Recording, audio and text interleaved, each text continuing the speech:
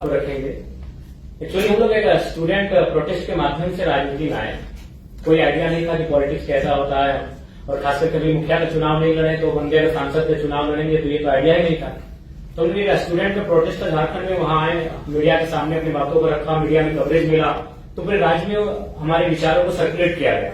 उसके बाद से हर एक पंचायत वाइज, प्रखंड वाइज सभाएं होने लगी और लोग हमारा डिमांड करने लगे, हमें सुनने लगे, और कभी कभी 2 बजे रात तक, 4 बजे रात तक लोग सुनने लगे। तो फाइनली लगभग 1 साल पहले 18 जून को हम लोगों ने डिसाइड किया था कि हम लोग चुनाव लड़ेंगे, और चुनाव लड़ेंगे। हम लोगों ने उसके बाद 6 महीने बाद अपने पार्टी को रजिस्टर के लिए आवेदन दिया, लेकिन अभी तक हमारी पार्टी का रजिस्ट्रेशन भी नहीं हुआ। और बाकायदा हम लोग 1 साल के कम समय में चुनाव लड़े और बहुत दमदार तरीके से चुनाव लड़े, और झारखंड के हिस्ट्री में फर्स्ट टाइम कोई इंडिपेंडेंट कैंडिडेट 27% मतलब वोट लेके आया।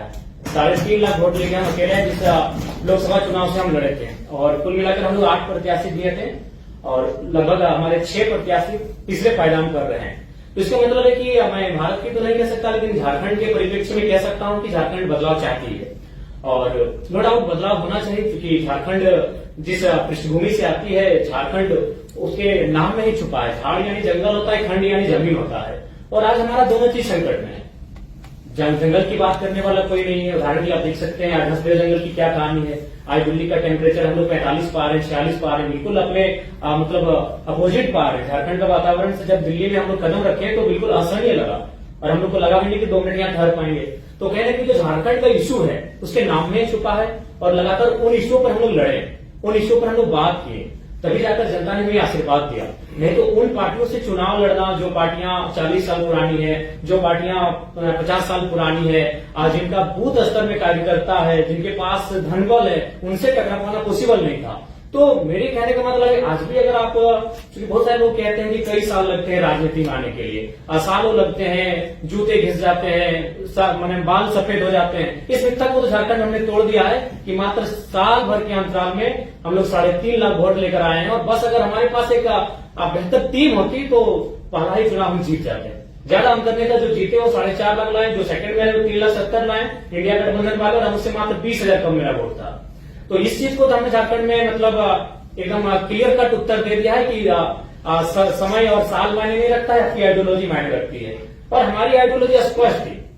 हमने स्पष्ट कहा था चुनाव में कि आप जितने भी लीडर्स हैं, चूंकि सबसे महत्वपूर्ण जो चीज आती है वो इकोनॉमी की आती है। आज हम यहाँ बैठे हैं, चाहे जिनका जो भी डिपार्टमेंट है, हम लोग कोई साधु संत सन्यासी है नहीं, पीर फकीर है नहीं, हम एक सामाजिक जीवन को जीने वाले हैं, गृहस्थ जीवन को जीने वाले लोग हैं। यानी हमारा सबसे जो महत्वपूर्ण विषय होगा इकोनॉमी होगा, हमारी संपत्ति होगी।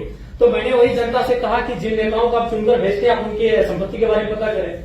आज किसी का दिल्ली में, किसी का रांची में, किसी का विदेशी कंपनियों से टाइप है।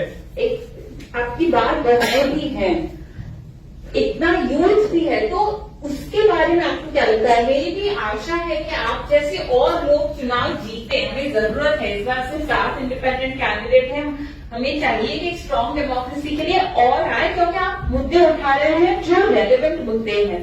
पर ये मुद्दे क्या सिर्फ मर्दों के हैं? नहीं, बिल्कुल सबसे ज्यादा प्रभावित तो महिलाएं होती है, क्योंकि मैं जिस झारखंड से आता हूं, अगर वहां बात की जाए तो वहां हमारी विधायक मैम जो बैठी आपके बगल में, उनका जो क्षेत्र है वो विस्थापित क्षेत्र है, खनन का क्षेत्र है, माइंस का क्षेत्र है। तो विस्थापन का बात सामने आता है, तो जब लोग विस्थापित होते हैं तो ऑब्वियसली महिलाओं को भी बहुत सारा प्रॉब्लम का सामना करना पड़ता है। मान के चलिए जिस क्षेत्र से विधायक आती है उस क्षेत्र है, आपको परिचय देता हूँ, 4 प्रकार की फसलें आती है, वहां धान, गेहूं।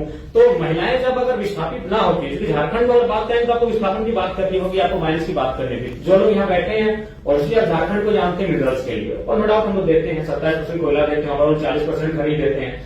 तो अगर हम विस्थापन जब ना होता है तो उस समय महिलाओं की भागीदारी होती है, खेती के माध्यम से हो, साग सब्जी के माध्यम से हो, यानी महिलाओं की परस्पर भागीदारी होती है। अगर पुरुष खेत को जोतने का काम करते हैं तो महिलाएं वहां धान उगाने का काम करती है, उसको रोपने का काम करती है, और फिर महिलाएं जब धान को काटती है पुरुष को खेत कर लेकर आते हैं। यानी 50-50% होता है। जब खेत हमारे पास होते हैं तो हमारे पास जो महिलाओं की भागीदारी होती है 50% होती है।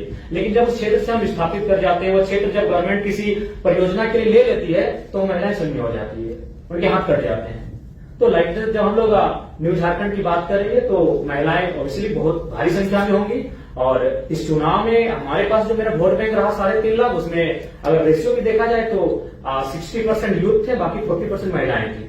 तो कहीं ना कहीं उसमें उस दिशा में हम लोग अच्छा काम किए हैं और महिलाओं को अच्छा कनेक्ट भी किए हैं, क्योंकि महिलाओं ने भी इस समस्याओं को देखा। आज अकॉर्डिंग टू कोरोना के टाइम का जो हमारे पास रिपोर्ट था, उसमें 12 लाख झारखंड के प्रवासी मजदूर मिले और उन प्रवासी मजदूर की जो पीड़ा है वो महिलाओं ने भी घर बैठकर देखा कि दिवाली है, होली है या ईद है, उनके बेटे उन्हें प्रदेशों से बधाई भेजते हैं, उनके बेटे उनको विदेशों से बैठ के बधाई भेजते हैं। तो कहीं ना कहीं हमने उनको कनेक्ट किया, उन मुद्दों से महिलाओं को भी हमने कनेक्ट किया, इसलिए महिला भी खुलकर आई और हमारे पक्ष में मतदान की। और हम आशा करते हैं, क्योंकि हम लोग बार बार कहे हम लोग एक लर्नर हैं और आज इस कॉन्फ्रेंस हॉल में हम लोग कुछ सीखने के लिए आए हैं। मैं आपको बताना चाहूंगा, मेरे गिरिडीह लोकसभा में 2261 बूथ है। हमको लगता है कि 1200 से 1300 बूथ में हमारा बूथ एजेंट बैठा था, 1000 बूथ में हमारा एजेंट नहीं बैठा था, और फिर भी हम लोग वोट गेन करके आए।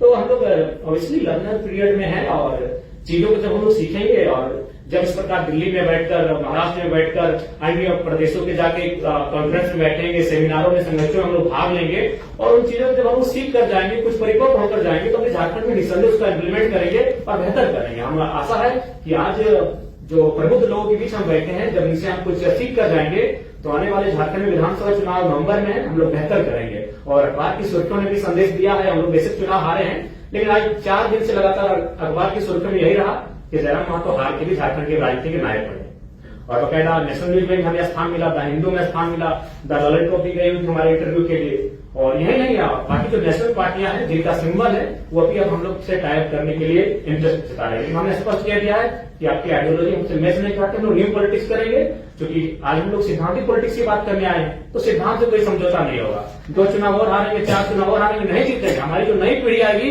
वहां से शुरुआत करेगी जहां से हम लोग छोड़ के जाएंगे, लेकिन सिद्धांत से कोई समझौता नहीं। Thank you Jairam ji.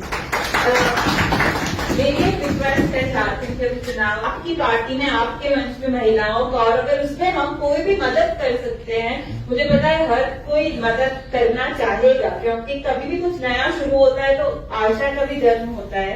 So we would love to help in any way possible. With that